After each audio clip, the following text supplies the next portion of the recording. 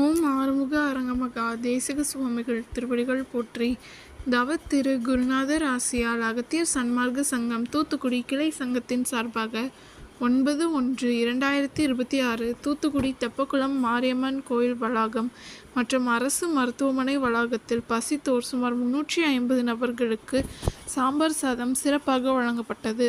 வழங்கியவர்கள் SMA transport owner திரு S Murugan மற்றும் செல்வம் டிங்கர்ஸ் owner திரு செல்வம் மற்றும் Yogith கூர்மதி lorry service owner திரு சாமிதுரை, சங்கரன் கோவில் மற்றும் திரு கணேசன் மற்றும் திரு P ராஜன் மற்றும் திரு நல்லசிவம் நெல்லை மற்றும் GVT காய்கறி கடை அதிபர் திரு திருமணி.